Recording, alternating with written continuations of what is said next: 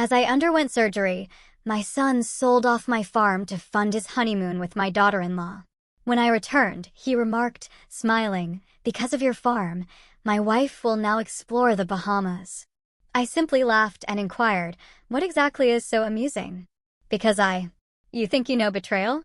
Try coming home from surgery that almost killed you, only to hear your own son proudly declare he sold your farm to send his wife on a luxury vacation. My blood ran cold, then a chilling laugh escaped me, because what happened next? You truly wouldn't believe it. I just staggered back, still weak and a bit fuzzy, from 3 weeks recovering from an operation that had me staring death in the face. And there he was, Matthew, my firstborn, standing in my own home, a smirk plastered across his face. "Thanks to your farm," he crowed, "my wife is in the Bahamas." His words hit me like a physical blow, a cruel, impossible joke. I stood frozen on the threshold, watching him, that arrogant smile twisting his features. He actually bragged about selling one of my property, to fund Sophia's extravagant honeymoon. My daughter-in-law, that woman who'd never lifted a finger in her life, was out there on some paradise beach, living it up with money earned from my sweat, my sacrifice. And then, something unexpected happened. I started to laugh. A deep, genuine rumble that shook my chest. Matthew's arrogant smile faltered, replaced by confusion. "Dad, what's so funny?" he stammered, his voice suddenly a little shaky. I kept laughing, peeling off the green jacket I'd traveled in. 40 years. 40 years building this farming empire. Waking before dawn, supervising every detail, sacrificing everything to secure my children's future. And my firstborn, my Matthew, greeted me with this betrayal. "Oh, Matthew, I finally managed," the chuckles now a bitter mockery of joy. "If only you knew what you just did." His face went from confusion to something like fear. "What? What do you mean?" he practically choked out. I walked slowly towards him, watching his hands begin to tremble. While I was away, fighting for my life in that hospital bed, my son had made the stupidest decision of his life. And the worst part? He didn't even know how stupid it had been. "The farm you sold, my dear son," I said, wiping away a tear of bitter amusement, yes, but also a cocktail of fury and disbelief. "Did you really think that I, after a lifetime working this land, would leave my properties without legal protection?" Matthew swallowed hard, his Adam's apple bobbing. "Dad, I had the deeds. Everything was in order." "The notary told me." "The notary told you what Sophia wanted you to hear," I interrupted, my voice calm, but with an edge of steel. "Because my dear daughter-in-law knew exactly what paper she was putting in front of you to sign." A heavy, suffocating silence settled between us. I watched my son slowly process the information, the gears turning in his brain, connecting dots he desperately didn't want to connect. "How much did you get for the sale?" I asked, my voice still unnervingly calm, though inside, a storm of fury and disappointment threatened to consume me. No, I wasn't going to reveal everything just yet. First, I needed to see how deep this betrayal went, who else was involved, what else they had planned while I fought for my life. "Matthew," I said, walking towards the kitchen, the warmth of the room a stark contrast to the coldness in my heart. "I think we need to talk. But first, I want you to tell me exactly how everything happened from the beginning. And don't you dare lie to me, because I already know more than you imagine." I heard him collapse into a kitchen chair, his shoulders slumping as if the weight of the world had just crashed down on him. For the first time since I'd walked through that door, he seemed to realize something had gone terribly, irrevocably wrong. "Dad, I didn't want to hurt you," he began, his voice choked with emotion. "Sophia said it was just a small farm you barely used." "What? That I barely used?" I repeated slowly, disbelief heavy in my tone. "That was her justification," he nodded miserably. "She said we deserved this honeymoon after everything we'd been through, that you would never find out because you were sick." He stopped abruptly. "And they thought I would die on that operating table." The words fell like stones. Matthew lifted his head sharply, his eyes filled with tears. "No, Dad. We never thought that. Never." "But you gambled on that possibility," I interrupted, my voice cutting through his denial. "Because a dead father can't reclaim his properties, can he?" Matthew's crying filled my kitchen, a mournful sound like rain on a tin roof. Thick tears rolled down his cheeks as he shook his head repeatedly, as if sheer willpower could undo what he had done. "Dad, I swear on Mom's memory that we never thought you would die." "Never," he sobbed, wiping his nose with the back of his hand, just like he used to do as a child. "Sophia just said we needed that money urgently." I poured myself a cup of coffee, the familiar aroma a small comfort, and sat across from him. For 38 years, he had been my pride, my firstborn, intelligent, and hardworking. When had he become this weak man, easily manipulated by a woman who saw only dollar signs where there should have been family? "Tell me exactly what happened," I said, keeping my voice firm, but not cruel. "From the moment you arrived at the hospital until the day you signed those papers." Matthew took a deep, shuddering breath, trying to control himself. "On the day of your surgery, when the doctors said it was very risky, Sophia became hysterical. She cried for hours, saying that if something happened to you, we would be left with nothing." "With nothing," I repeated, raising an eyebrow. "Don't you two have your own jobs, your own money?" "Yes, but Sophia said that with the wedding expenses and everything we had invested in the house, we were drowning financially, and the honeymoon we had dreamed of was impossible with our income." I took a sip of coffee, savoring its bitterness. "So, you decided my property was the solution to your financial problems." "It wasn't like that," he shouted, hitting the table with his fist. "Sophia investigated, went to the county recorder's office, reviewed documents, spoke with lawyers. She showed me that you had 8 properties registered in your name, and that one of them, St. Sebastian Farm, was the smallest and least productive." St. Sebastian. The name resonated in my chest like an alarm bell. Of course! They had chosen St. Sebastian, the property that seemed least important on paper, the one any person without business knowledge would have considered dispensable. "And you didn't investigate anything on your own?" I asked, feeling disappointment slowly transform into something far more dangerous. "I trusted my wife," he murmured, avoiding my gaze. "She has a business degree, Dad. She knows these things better than I do." "Sophia studied business administration, not agricultural land management," I reminded him, my voice sharper now. "There's an enormous difference between managing an office and understanding the real value of a farm." He remained silent, processing my words. I could see the wheels turning in his head, beginning to understand the magnitude of what he had done. "Continue," I ordered. "How did you obtain the documents? How did you manage to sell without my authorization?" "Sophia said she had a contact at the county recorder's office, someone who knew the process for medical emergency cases. When a person is in surgery at risk of death, apparently the closest relative can make financial decisions if they have power of attorney." "Power of attorney?" The words left my mouth like ice. "When did I give you power of attorney, Matthew?" He paled even more, if that was possible. "Sophia said you had signed it years ago as a precaution, that it was in a bank safe deposit box along with your will." The lie was so brazen, so perfectly constructed, that I had to admire my daughter-in-law's cunning. For 2 years she had been married to my son. For 2 years she had been the perfect wife, submissive and grateful. And all this time, she had been studying, planning, waiting for the perfect moment to strike. "Did you see this document?" I asked. "Sophia showed it to me. It had your signature and everything." "Your wife forged my signature." "No. Well, I don't know. It looked real. She said it was a legal document you prepared in case something happened to you." I got up from the table and walked to the window. My land stretched to the horizon. Acres and acres of hard work and sacrifice. Every tree planted with my own hands. Every fence built with my sweat. Every animal raised with my dedication. "Matthew," I said without turning around. "How long did it take to find a buyer?" "Not long." Sophia already had one in mind.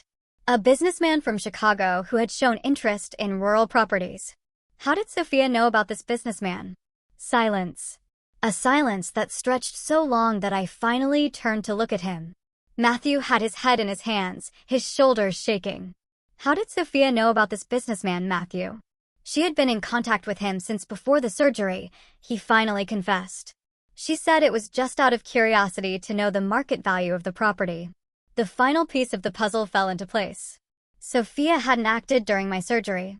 She had been planning this for months, maybe years. My illness had simply been the perfect opportunity she was waiting for. "And where's my dear daughter-in-law now?" I asked, feeling a strange calm take hold of me. The calm that always precedes the storm. "In the Bahamas." He paused, choked up. "She left a week ago. She said she needed to rest after the stress of everything that had happened." "The stress?" I laughed, a humorless bark. "Poor Sophia. It must be very stressful to rob your father-in-law while he's dying in a hospital." "Dad, it wasn't robbery. It was a legal sale. We have all the papers, all the signatures, all forged signatures," I interrupted. Matthew froze. "What do you mean?" "I mean that to legally sell St. Sebastian Farm, you not only need the power of attorney I supposedly signed, but also my direct authorization, my physical presence at the recorder's office, and verification by 3 witnesses who confirm my identity." I watched his face slowly decompose as he processed the information. "But the notary said everything was in order." "Which notary, Matthew?" "Give me the name." "James Morrison. He has an office downtown." "James Morrison." "Of course. The same notary who had been investigated for irregularities last year. The same one who had a reputation for turning a blind eye if the price was right." "My dear son," I said, returning to my seat, feeling a cold satisfaction begin to bloom. "I think both you and Sophia were either victims of a scam or accomplices to one." The silence that followed my words was so dense it could be cut with a knife. Matthew looked at me with wide eyes, as if I had just said the world was flat. His mouth opened and closed without making a sound, like a fish out of water struggling to breathe. "Scam," he managed to articulate finally. "But Dad, I saw the documents. Everything seemed legal." James explained every step of the process to us. I leaned forward, studying every gesture of my son. After 4 decades of being a father, I had learned to distinguish between genuine guilt and calculated manipulation. What I saw on Matthew's face was pure panic. The terror of a man who was beginning to understand he had been used as a pawn in a much larger game. "Tell me exactly what documents you signed," I ordered, keeping my voice controlled, though inside, I felt a hurricane of emotions. "First, I signed a sworn statement saying you were temporarily incapacitated due to surgery. Then, I signed as your legal representative to authorize the sale. And finally, I signed the purchase and sale contract on your behalf." Each word was a deeper stab. "And at no point did it occur to you to wonder why I, a man who had managed his own business for decades, would need his son to make financial decisions for him?" Sophia said it was normal in medical emergency cases, that it was legal protection. So hospitals wouldn't put liens on properties if medical expenses got out of control. "Medical expenses," I laughed bitterly. "Matthew, I've had private health insurance for 20 years. The expenses from my surgery were completely covered." I watched his face decompose even more. Every answer I gave him destroyed another of the carefully constructed lies Sophia had used to manipulate him. "But she showed me hospital bills," he murmured weakly. "They said there were extraordinary expenses not covered by insurance. Bills that conveniently your wife showed you. Bills that weren't even in my name." He nodded miserably. "They were in the family's name." Sophia said that's how the hospital dealt with this type of case. I got up again and walked to the drawer where I kept my important documents. I took out a folder and placed it on the table in front of Matthew. "Here are the real hospital bills," I said, opening the folder. "As you can see, all expenses were covered by my insurance. The total amount I paid out of pocket was $150 for additional medications."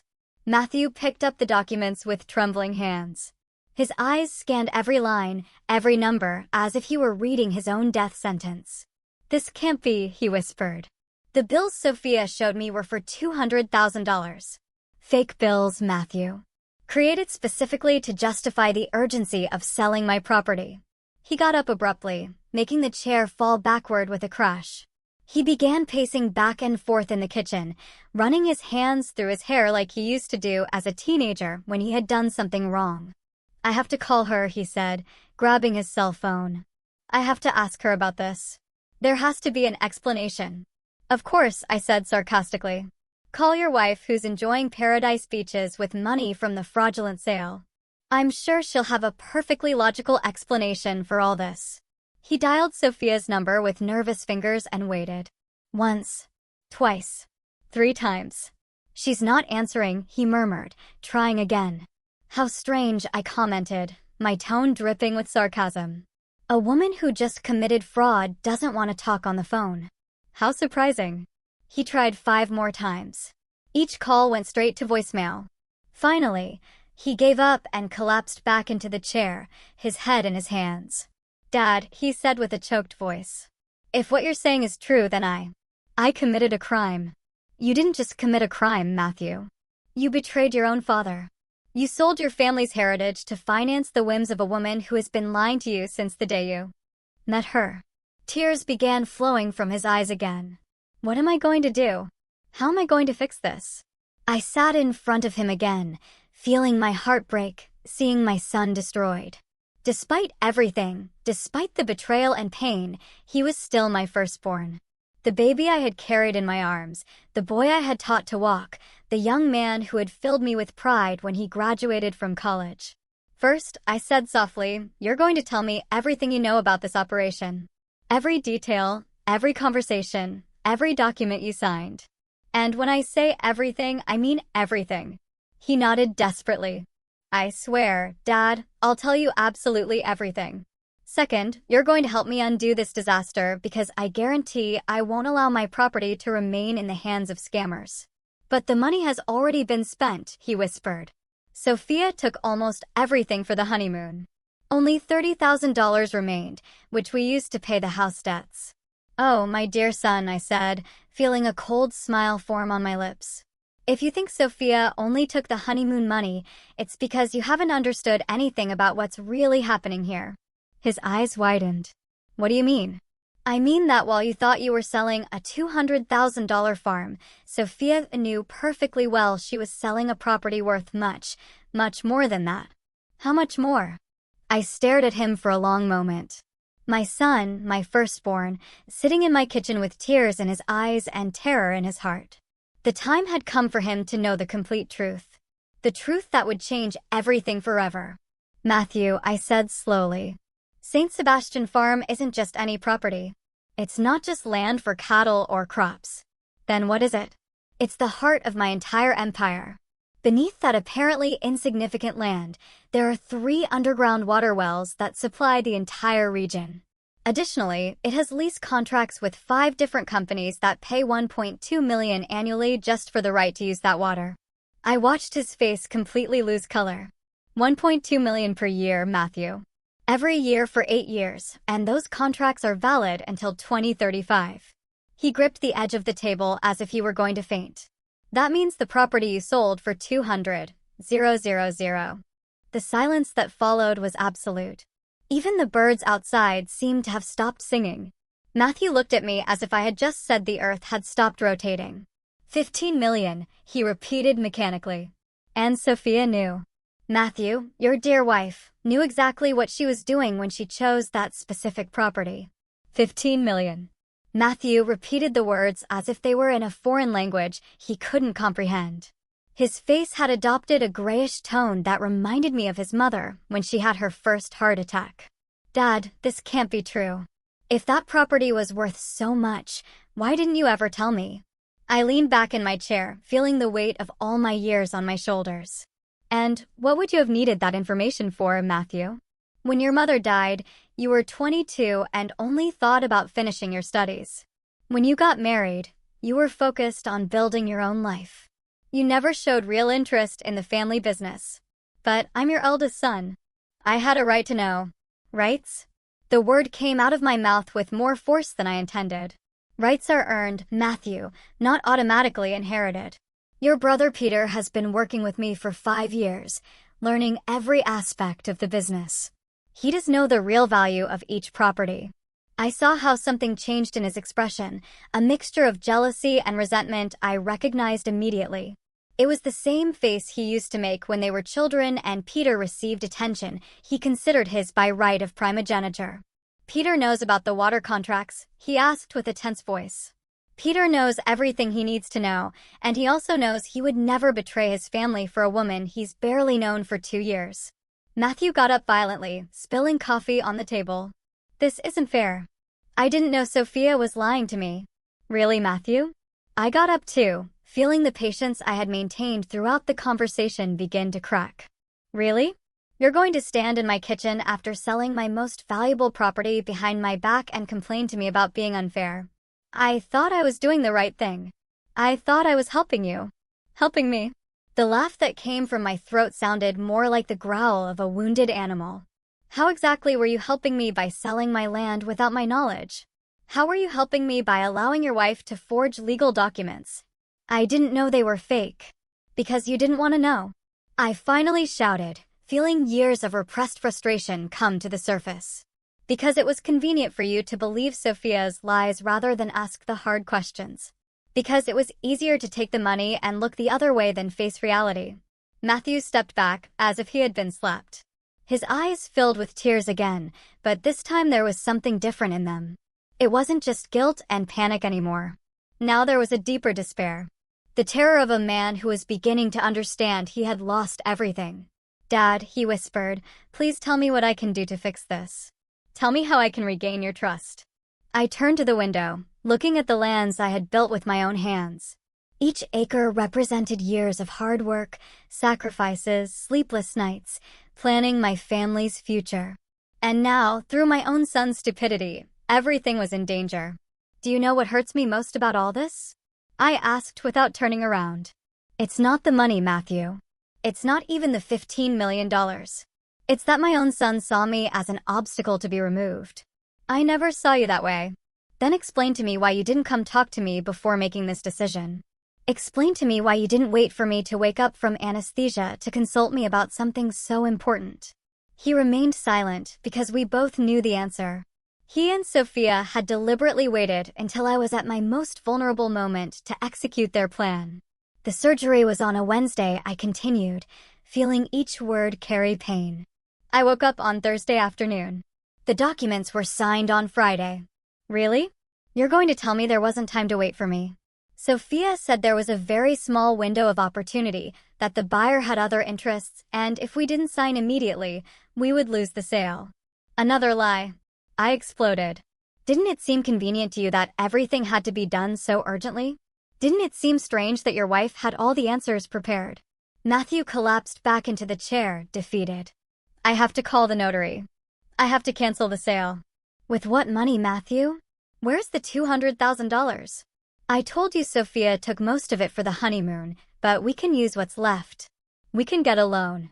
You don't understand, I interrupted. This isn't just about returning the money. The buyer is now legally the owner of St. Sebastian Farm, and I guarantee he knows perfectly well what he bought. The realization hit Matthew like lightning. The buyer. He was in cahoots with Sophia from the beginning. Of course. Do you really believe it was coincidence that a buyer appeared so quickly, who would be willing to pay cash without asking questions? But then this was planned long before your surgery. Finally, I said bitterly. My brilliant 38-year-old son finally understands he was manipulated from day one. He put his hands on his head, pulling his hair in desperation. What am I going to do? How am I going to live knowing I destroyed my own family? That's a question you'll have to answer for yourself, I said, feeling something harden inside my chest. But before you start feeling sorry for yourself, there's something else you need to know. He lifted his head, and the terror in his eyes told me he knew the worst was yet to come. What else? He asked with a choked voice. Sophia isn't in the Bahamas on her honeymoon. Dad, what do you mean? I mean that while you stayed here crying and feeling guilty, your dear wife flew directly to the Cayman Islands. Do you know why? He shook his head, though I think deep down he already knew. Because that's where she opened an offshore bank account 3 months ago. An account where she deposited not 200,000, BUT asterisk operator 200,000, but asterisk operator 2 million asterisk dot. The silence that followed was absolute.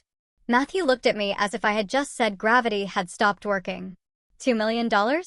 He repeated mechanically. The buyer paid $2 million directly to her. The $200,000 you received was just the tip she decided to share with you to maintain the facade. I watched his world completely crumble. Everything he believed he knew about his marriage, about his wife, about his own life evaporated in an instant. How? How do you know all this? He managed to ask. I smiled for the first time since this conversation had begun. But it wasn't a pleasant smile. Because, my dear son, while you blindly trusted Sophia's lies, I had already been investigating your wife for 6 months. Investigating Sophia? The words left Matthew's mouth as if it were the first time he had pronounced them. Why were you investigating my wife? I approached the kitchen cabinet and took out a second folder, much thicker than the first. I placed it on the table with a heavy thud that resonated throughout the room. Matthew looked at it as if it were a bomb about to explode. Because I didn't reach 68 being naive, son, I said, opening the folder slowly. And because a woman who appears out of nowhere, marries my millionaire son after 6 months of dating, and never shows genuine interest in getting to know the family, always arouses my suspicions. Sophia didn't know I was a millionaire when we met. Oh no. I took the first sheet from the folder. Here's the report from the private investigator I hired. Gloria Martinez, former detective, specialist in matrimonial fraud cases. Want me to read what she discovered about your dear wife? Matthew's face had turned ashen. You hired a private investigator on Sophia? I hired a private investigator, I corrected firmly. And it turns out I had very good reasons to do so. I began reading from the document. Sophia, alias Ana Ramirez, 32 years old, business administration graduate from Northwestern University, as she told you. But what she didn't tell you is that she was expelled in her final semester for falsifying academic documents. I watched Matthew close his eyes as if he didn't want to hear more, but I was far from finished. Subsequently worked at 3 different companies between 2019 and 2021 and was fired from all 3 for embezzlement and falsification of financial reports. This can't be true, he murmured weakly. In 2022, she moved to our town. Do you know why? Because there was a restraining order against her in Chicago. Her ex-boyfriend, a businessman named Richard Era, accused her of stealing $800,000 from his bank account. Lies. Lies. I showed him a photocopy of the legal document. Here's the restraining order. And here's Richard's testimony detailing exactly how Sophia gained his trust, obtained access to his accounts, and disappeared with the money. Matthew took the document with trembling hands. His eyes scanned the lines repeatedly, as if hoping the words would magically change. But this means everything was a lie from the beginning. Of course, it was a lie. Do you think it was coincidence that she met you at the bar of the most expensive hotel in town? The same hotel where she had been staying for 2 weeks asking questions about the most prosperous local businessmen. I let that information settle before continuing. I could see how each revelation destroyed a little more of the image he had of his marriage, his life, himself. I'll continue reading, I said, turning to the next page. 3 days after meeting you at the bar, Sophia had already investigated your address, the value of your house, your annual income, and your family's wealth. How could she know all that? Because Gloria Martinez is very good at her job. And because Sophia isn't as smart as she thinks. She left a huge digital trail, internet searches about wealthy families in the region, queries at the property registry. She even hired a background investigation service to find out everything about you before the second date. Matthew got up and began walking in circles around the kitchen. His breathing had become erratic, as if he were having a panic attack. It can't be, he repeated incessantly. It can't be true. She loved me. I knew it. I felt it.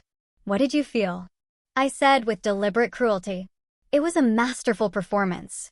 Sophia had studied exactly what type of woman you were looking for, what made you feel special, what emotional needs you had, and became that perfect woman. How could she know what type of woman I was looking for? I took another sheet from the folder. Because she reviewed your social media profiles for months.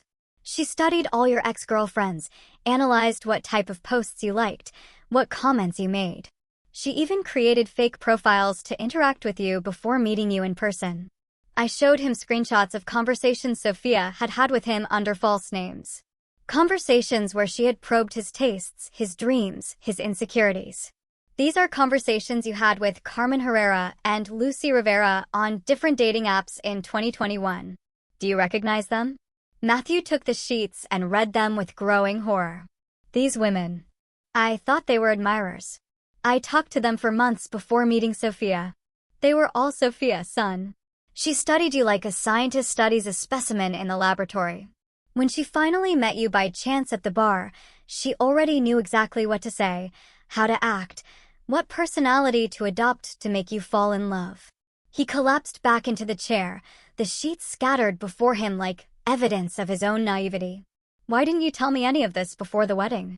Because you're my son, and I hoped I was wrong, I admitted, feeling my own voice falter slightly. I hoped that maybe, just maybe, you had genuinely found love and my suspicions were just an overprotective father's paranoia. But you knew she was dangerous. You knew she was an opportunist and a liar. I didn't know she was a professional criminal until after the wedding. I took the final section of documents. This is what Gloria discovered after Sophia officially became my daughter-in-law. Contacts with property appraisers, consultations with lawyers specializing in estate law, searches about how to obtain legal power over relatives' properties, and most revealing of all, a secret email account where she coordinated with the supposed buyer of the farm. Matthew lifted his head sharply. You have access to her emails? Gloria has her methods, and Sophia made the mistake of using the same password for multiple accounts.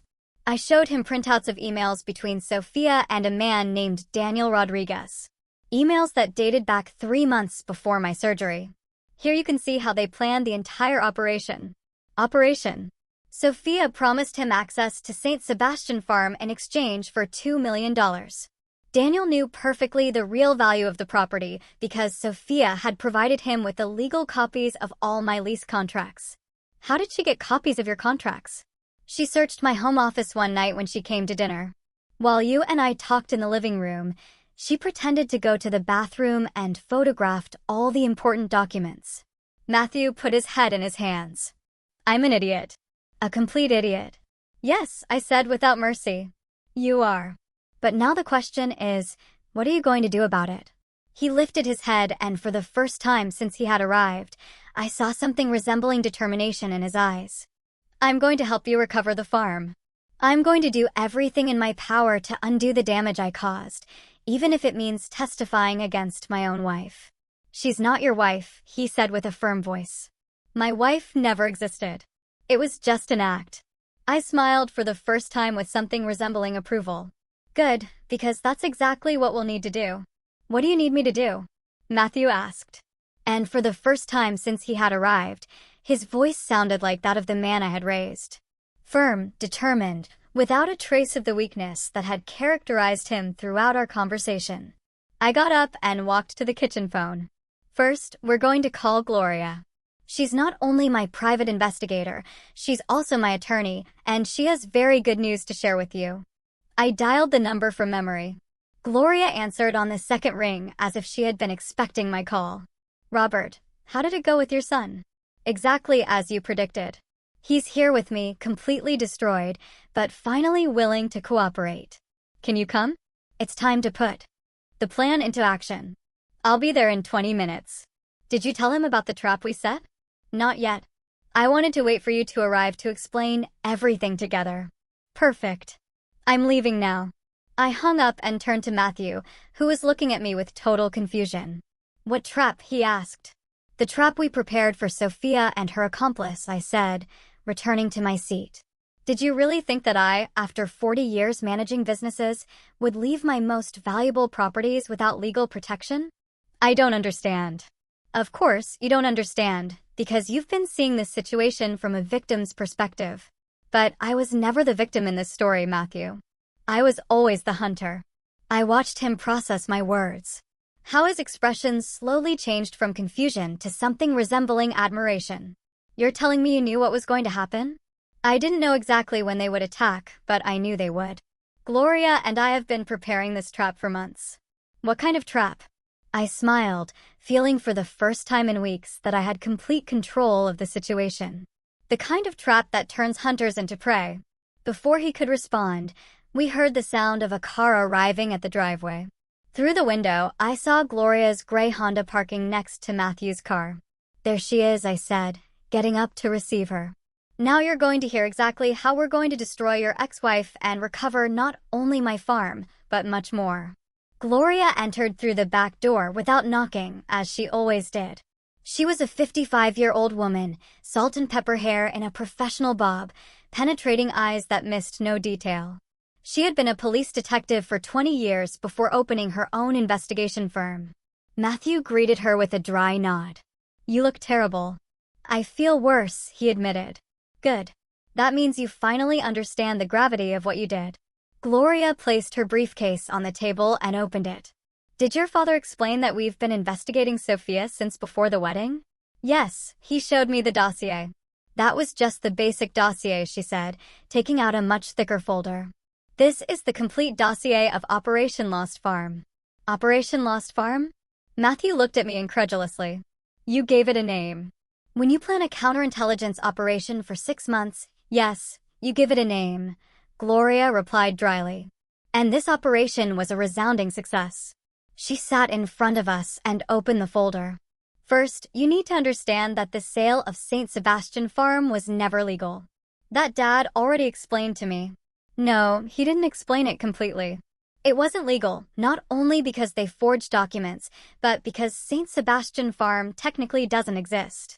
Matthew blinked several times. "What do you mean it doesn't exist?"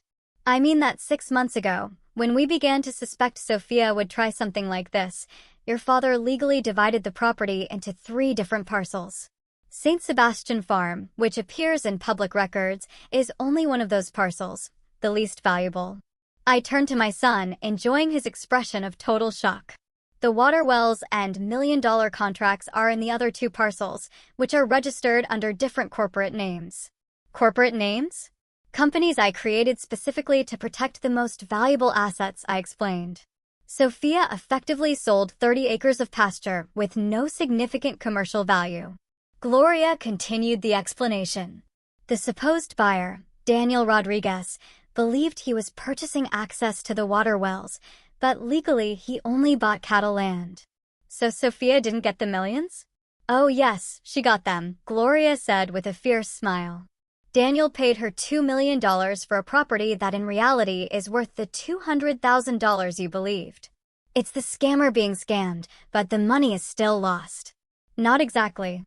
Gloria took out another document. "You see, when a transaction is based on fraud and document falsification, all related assets can be frozen and recovered." "What do you mean?" "I mean that 3 days ago, by court order, we froze Sophia's offshore account in the Cayman Islands.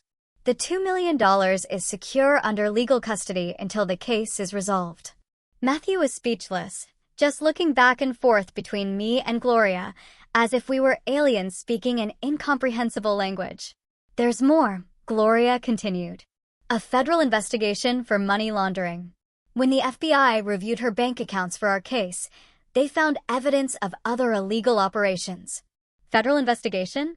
"Your wife isn't just a small-time scammer, Matthew," I said. "She unknowingly associated with a high-level criminal who's been in the FBI's crosshairs for 2 years. Daniel used the $2 million he paid Sophia to launder drug cartel money," Gloria added. "Now both he and she are being investigated for a dozen federal crimes." "Is Sophia arrested?" "Not yet. But not because we don't know where she is," Gloria smiled. "We know exactly where your dear ex-wife is." "Where?" "In a luxury suite in Georgetown, Cayman Islands. Unaware that all her movements are being monitored by international federal agents." Matthew got up abruptly. "Federal agents? How are federal agents involved in this?" "Because Daniel Rodriguez is more than just a simple scammer," I explained. "He's the money launderer for one of the biggest Colombian drug cartels, and Sophia unknowingly became his accomplice. When Daniel used the money from the sale for his laundering operations, he automatically made Sophia part of an international criminal conspiracy." Gloria added. "This is surreal," Matthew murmured, sitting back down. "You're telling me my wife didn't just deceive me, but now she's involved with drug traffickers?" "Ex-wife," I corrected firmly. "And yes, that's exactly what we're telling you." Gloria closed one folder and opened another. But here comes the part that will really interest you, Matthew. The part where you can help bring justice. What do you need me to do? Sophia is going to try to contact you in the next 48 hours, Gloria said. Our sources tell us she's getting nervous because she hasn't been able to access her bank account. How do you know this? Because we've been intercepting her communications for a week. Every call, every message, every internet access attempt is being monitored by federal agents. When she calls you, I continued, she's going to try to convince you that everything was a misunderstanding. She'll promise she can return the money, that she can resolve everything. And what should I do? Play her game, Gloria replied. Make her believe you still trust her. Get her to confess everything over the phone. A recorded confession, I confirmed. A recorded confession that will seal her fate and Daniel Rodriguez's forever. Matthew looked at us for a long moment. And if I do this, can we really recover the farm? Son, I said, putting a hand on his shoulder. When we finish with this operation, we'll not only recover the farm, we'll recover the millions, plus punitive damages, plus the properties Daniel Rodriguez will lose when he's arrested. How much money are we talking about? Gloria smiled. Conservatively, about 12 million. 12 million. Matthew repeated the words like a magic prayer. How is it possible to recover so much money? Gloria opened a new section of documents. When someone commits fraud using your properties as a base for criminal operations, the law allows you to claim not only the original value, but also all the benefits they obtained illegally through RICO statutes.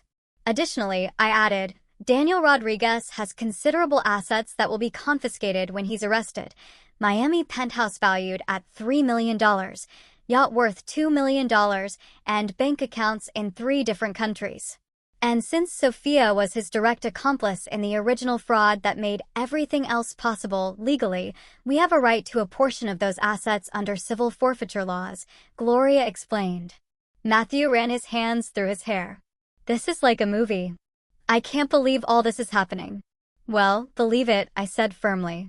And prepare yourself because in the next few hours, your life is going to change completely. As if summoned by my words, Matthew's cell phone began to ring. All 3 of us froze. Gloria was the first to react. Who is it? She asked, approaching to see the screen. Matthew looked at the phone and paled. It's Sophia. Perfect, Gloria murmured, taking a small device from her briefcase. It's earlier than we expected, but we're prepared. What is that? Matthew asked, pointing to the device. A professional-grade call recorder, completely legal when one party consents to the recording. Gloria connected the device to the phone. Are you ready for this? I don't know what to say. Follow my lead, I said, sitting next to him. Act like the hurt husband, more confused than angry. Let her talk. Let her explain herself. The more she says, the better for us. The phone kept ringing. Matthew looked at me with panic in his eyes. I can't. What if I mess everything up? You won't mess anything up, I assured him. Just remember, she needs you more than you need her now. She's desperate. Gloria nodded. Answer it. Put it on speaker. With trembling hands, Matthew answered the call and activated speakerphone. Matthew, honey, you finally answered. Sophia's voice sounded high-pitched nervous. I've been trying to call you for hours. Hello, Sophia, Matthew replied, his voice noticeably tense. How's your honeymoon? There was a pause. Matthew, I need to talk to you about something important. Are you alone? Gloria signaled me. I whispered to Matthew, say yes. Yes, I'm alone. What happened? You sound worried. It's about the farm sale. There's been a problem. What kind of problem? The money, Matthew. I can't access the money. I exchanged glances with Gloria. Exactly as we had predicted. What do you mean you can't access the money? Matthew asked, following our script. The bank account is frozen. The bank says there's an investigation ongoing, but they won't explain what it's about. What bank account? Matthew asked the perfect question. Another pause. Longer this time. Matthew, there's something I didn't tell you about the sale money. What didn't you tell me? The buyer. He wanted to make the payment differently for tax reasons, understand? He asked me to open a special account to receive the money. Gloria smiled and raised her thumb. Sophia was digging her own grave. A special account where? Matthew pressed. In the Cayman Islands, but it's completely legal, honey. It's just a way to handle large transactions for tax purposes. Sophia, how much money is in that account? Silence. A silence so long I thought the call had dropped. Sophia, are you still there? Yes, I'm here. Matthew, I need you to trust me. There's more money than I originally told you. How much more? The buyer was so eager to close the deal that he offered more money. Much more. How much more, Sophia? Matthew raised his voice, and it wasn't acting. Real anger was coming to the surface. 2 million, Matthew, but I can explain everything. 2 million. Matthew stood up, walking in circles. You're telling me you got $2 million and didn't tell me anything? I was going to tell you when I got back. I wanted to surprise you. I thought we could use that money to buy a bigger house, to have the future we always wanted. Gloria wrote quickly on paper, ask why the account is frozen. Sophia, if everything is legal like you say, why is the account frozen? I don't know, honey. That's why I'm calling you. I need you to come here to help me resolve this. Go where? To the Cayman Islands. We can resolve this together. Gloria shook her head vigorously and wrote, no, I can't go right now, Sophia. Dad came back from the hospital and needs care. No, I can't go right now, Sophia. Dad came back from the hospital and needs care. Your father is back already? How is he? The concern in her voice sounded completely fake. Gloria made a disgusted gesture. He's fine, but very weak. The doctors say he'll need weeks of recovery. Of course, of course. Does he already know about the sale? Gloria wrote quickly, say yes and watch her reaction. Yes, I told him. He didn't like much that we made the decision without consulting him. What did he say exactly? He was upset. He said St. Sebastian Farm was more important than we thought. More important? How? He didn't give me details. He just said he had special plans for that property. There was another long silence. I could imagine Sophia processing this information, wondering how much we really knew. Matthew, I need to ask you something, and I need you to be completely honest with me. Do you think your father suspected something about us? About the sale? Gloria and I exchanged glances. This was the question we'd been waiting for. Why do you ask that?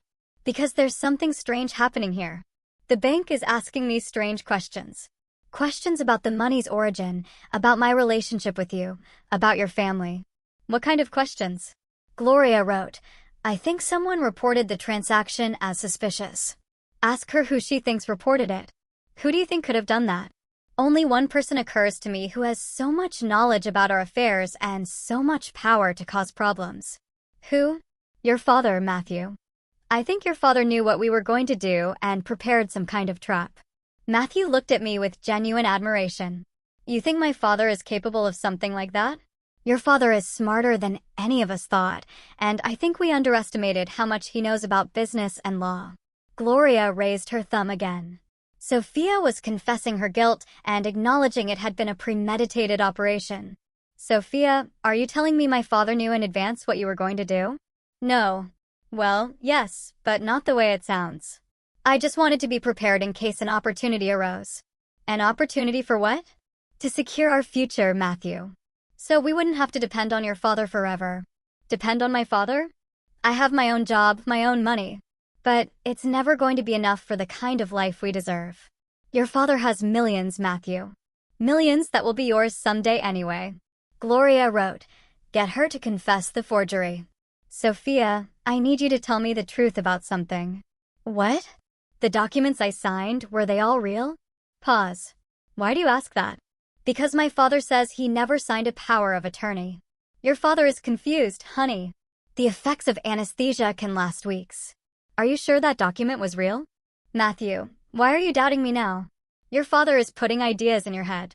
Gloria smiled and wrote, perfect. She's admitting it's a forgery without saying it directly. It's not that I doubt you, Sophia, Matthew continued, following Gloria's written instructions, but my father wants to see the original document. He says he needs to verify its authenticity for his own legal records. Why would he want to verify something he signed himself? Because he says he doesn't remember signing it. And you know my father, he's very meticulous with his documents. There was a silence so long I thought Sophia had hung up. Finally, her voice returned, but it sounded different, more cautious, more calculating. Matthew, I think your father is pretending not to remember to cause us problems. Why would he do that? Because he never liked me. From the day we met, he always thought I wasn't good enough for you. Gloria wrote, ask her where the original document is. Where's the original document? We could show it to him and resolve this whole misunderstanding. Matthew said, the document is in a safe place. What safe place? In a bank safe deposit box along with other important documents of your father's. Gloria and I exchanged incredulous glances. Sophia was inventing lies in real time, digging her grave deeper with each word. Which bank? Matthew pressed. First National downtown. Your father gave me access to his safe deposit box before the surgery. My father gave you access to his safe deposit box? Matthew's voice went up an octave. When was this? It was the day before the operation. He said that in case of emergency, someone in the family should have access to his important documents. Gloria wrote furiously, that safe deposit box doesn't exist. Your father never had one. Sophia, are you sure it was First National downtown? Because my father always used Wells Fargo. Pause. Yes, you're right. I got confused. It's Wells Fargo. And you have the keys? Yes, I have a copy of the keys. Gloria shook her head and wrote, lie after lie. Keep pressing. Could you go to the bank tomorrow and bring the documents so we could show it to my father and resolve everything? Matthew, I can't come back now. I have to resolve this problem with the bank account first. What problem exactly? If everything is legal, it should be easy to resolve. It's complicated, honey. The bank is asking questions about Daniel, the buyer. Questions about his financial background, about his other transactions. It seems he's being investigated for something. Gloria smiled and raised both thumbs.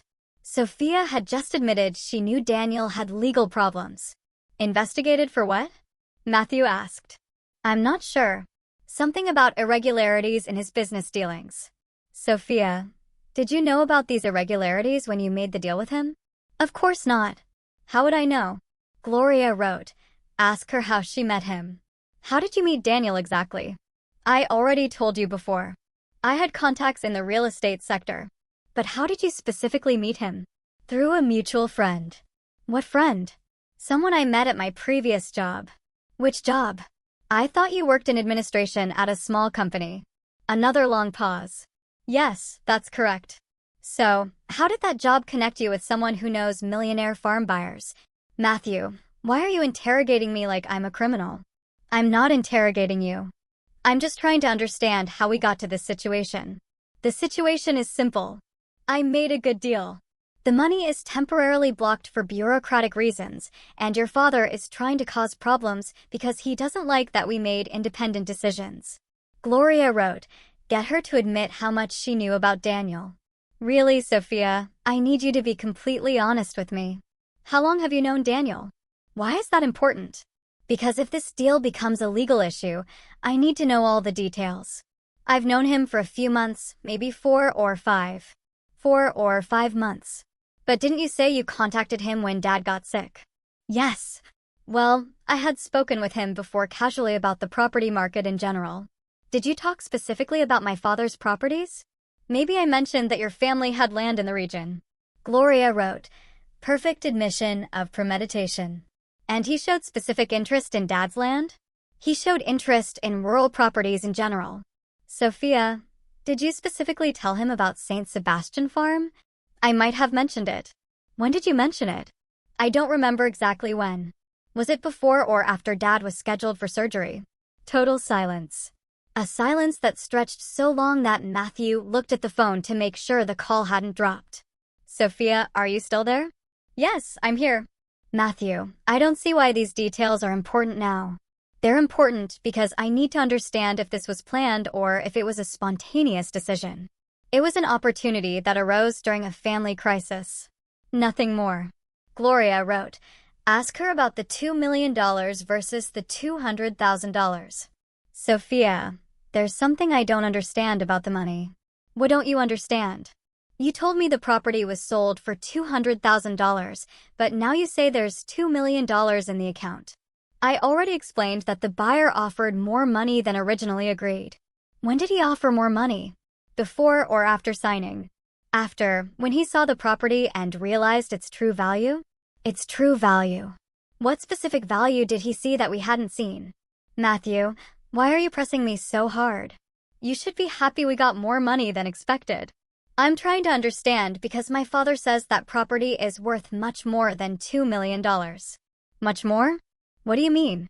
He says that farm has special contracts that make it worth more than $15 million. The silence that followed was deafening. I could imagine Sophia on the other side of the line, her mind working furiously, trying to decide what to say. That's impossible, she finally said. Your father is exaggerating to scare you. Are you sure? Because he seems very confident about his numbers. Matthew, your father is trying to manipulate you to turn you against me.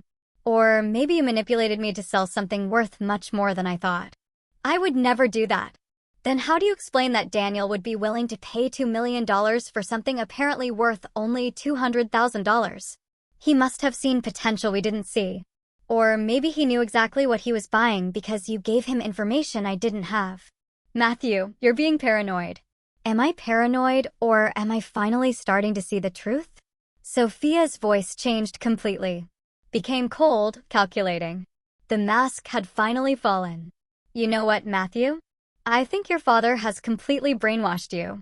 You're acting exactly like he wanted. Like he wanted? Yes. He knew this was going to happen.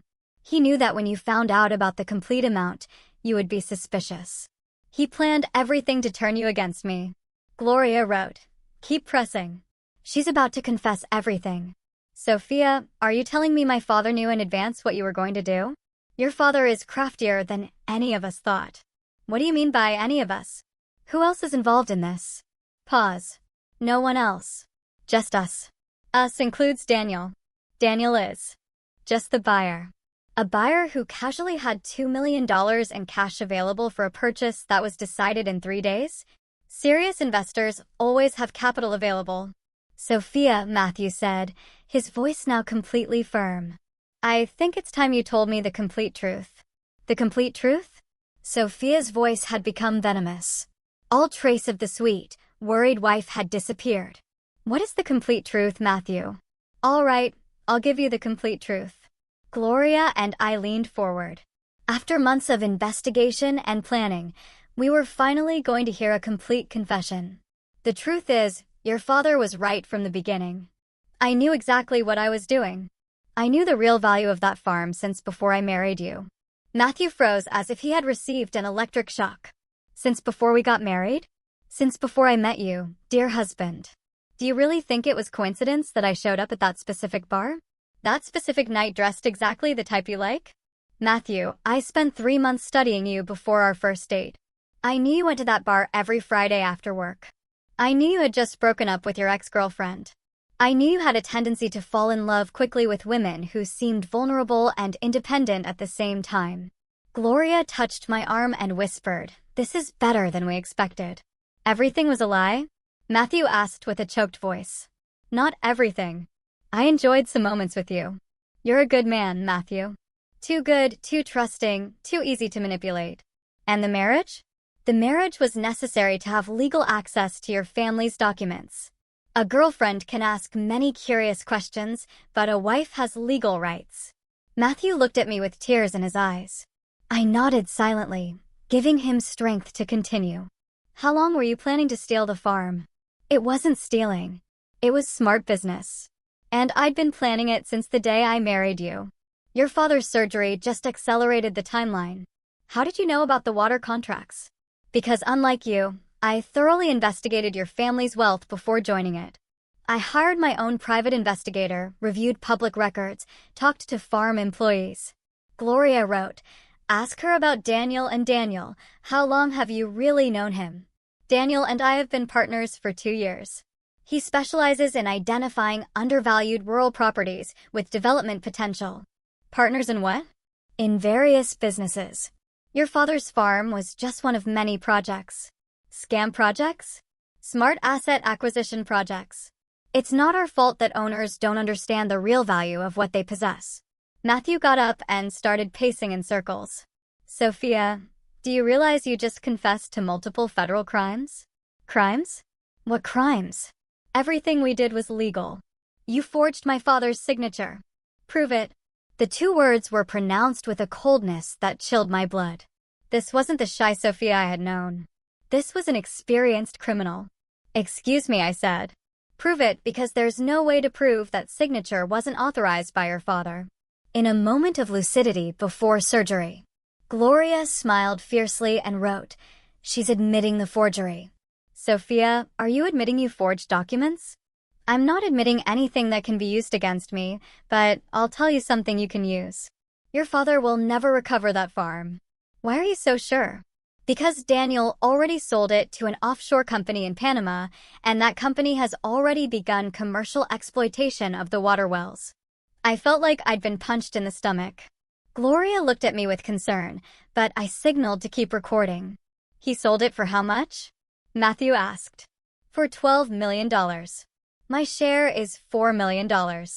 Daniel keeps 8. Your share? So, you two plan to cheat not only my father, but also the company that originally bought it. The company that originally bought it was Daniel's shell company. The entire process was designed to transfer the property as quickly as possible. Sophia, do you realize you're confessing a massive criminal conspiracy to me? I'm explaining to you how the real world works, Matthew. Your family had that farm for years without maximizing its potential. We're doing that. By stealing it. By acquiring it through legal means and then optimizing its use. Gloria wrote, ask her about the blocked money. If everything was as legal as you say, why is the money blocked in your account? Because your dear father isn't as stupid as we thought. Apparently, there was some kind of legal protection on those properties that we didn't detect. What kind of protection? I'm not sure, but it seems the division of the property we sold wasn't as simple as we thought. I exchanged a triumphant look with Gloria. Sophia had fallen directly into our trap. Property division. Apparently, your father had legally divided St. Sebastian Farm into several different parcels before the sale. And what does that mean? It means that technically Daniel only bought part of what he thought he was buying. And the water wells are in the other parcels, the parcels that continue to be your father's property. Matthew looked at me with absolute admiration. So, Dad, you outsmarted them. Your father outsmarted everyone from the beginning, I said, taking the phone. Hello, Sophia. This is Robert. The silence that followed was absolute.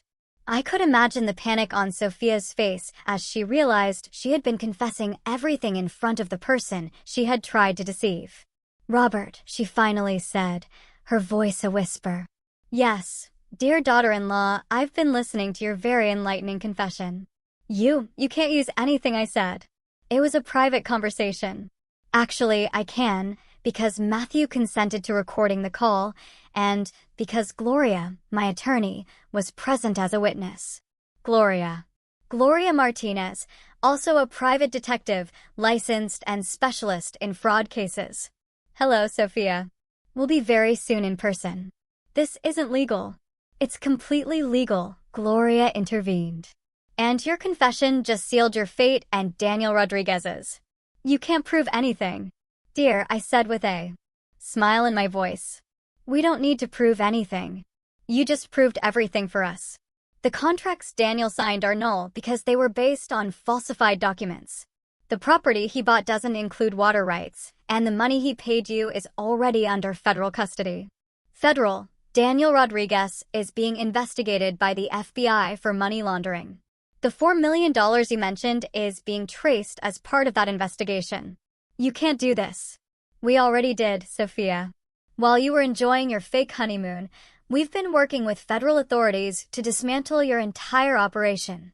Matthew, her voice became pleading. You can testify that I didn't know Daniel had legal problems. No, Matthew replied firmly. I won't lie for you ever again. Do you know what's most ironic about all this? I asked. What? That if you had come to me honestly, if you had asked me for help for your future with Matthew, I probably would have helped. We could have found legitimate ways to secure your prosperity. But instead, you chose the path of betrayal, and now you'll pay the consequences. This isn't over, Sophia said, her voice full of venom. You're right, I agreed. It's not over, because now comes the part where the authorities arrest you. What do you mean? I mean that while we were having this conversation, federal agents were waiting for the order to arrest you. An order they just received. You're lying. Gloria, I said, can you confirm to Sophia that I'm not lying? Gloria smiled. Sophia, look out your hotel window. There was silence, then footsteps, then a muffled exclamation. Welcome to justice, dear, I said softly. I hope you enjoyed your honeymoon because it's going to be the last thing you enjoy for a long, long time. The call ended. Matthew looked at me with a mixture of admiration, shock, and overwhelming gratitude. Dad, he finally said, his voice filled with emotion. You're incredible. I didn't answer, just hugged him tightly. I'm just a father protecting his family. What would you have done if you found yourself in my shoes, discovering such a profound betrayal from your own son? Have you ever had to choose between tough love and turning a blind eye? Tell me what you think in the comments below. I really want to know.